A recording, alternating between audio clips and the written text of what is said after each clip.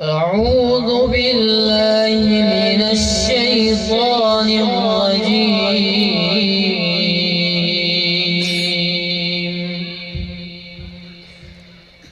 بسم الله الرحمن الرحيم.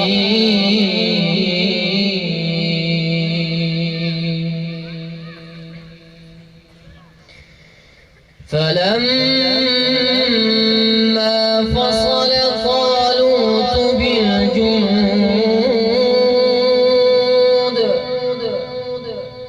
قال إن الله مبتليكم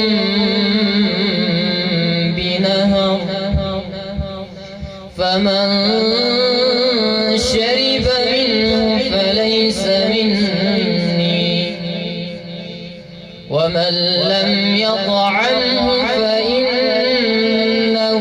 مني إلا من اغترف غرفة بيده فشربوا منه إلا قليلا منهم فلما جاوزه هو والذين آمنوا معه قالوا لا طاقة لنا اليوم بجالوت وجنوده قال الذين يظنون أنهم ملاقو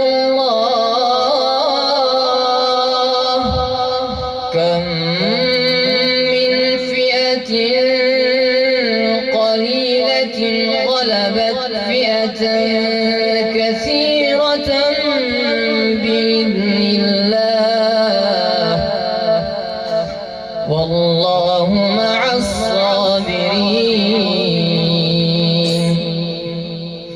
ولما برزوا لجالوت وجنوده قالوا ربنا أفرغ علينا صبرا وثبت أقدامنا وانصرنا على القوم الكافرين فهزموهم بإذن الله وقتل داود جالوت وآتاه الله الملك والحكمة وعلمه مما يشاء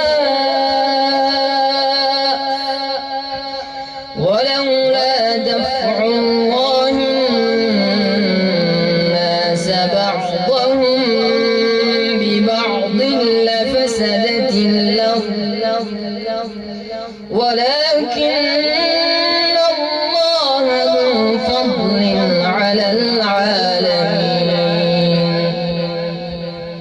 تلك آيات الله نتلوها عليك بالحق وإنك لمن المرسلين.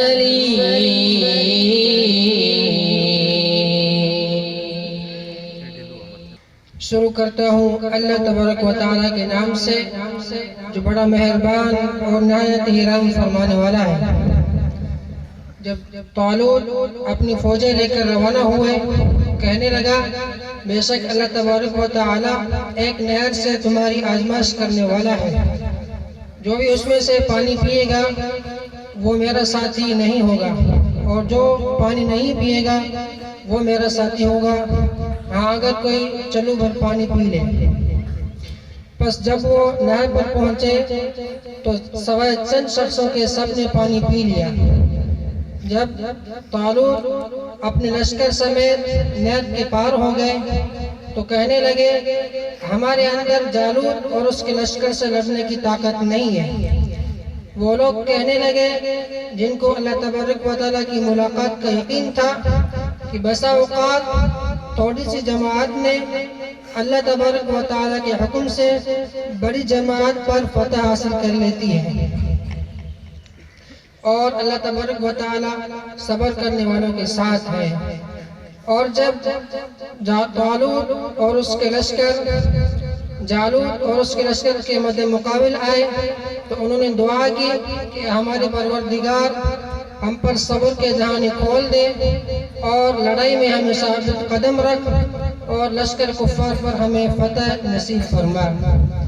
بس اللہ تبارک و تعالیٰ کے حکم سے طالوت اور اس کے لشکر نے ان سب کو شکست فاش دے دی، اور داؤد علیہ السلام نے جالوت کو قتل کر ڈالا، اور اللہ تبارک و تعالیٰ نے داؤد علیہ السلام کو سلطنت اور حکمت بخشی، اور داؤد علیہ السلام کو اللہ تبارک و تعالیٰ نے جو کچھ چاہا وہ سکھا دیا۔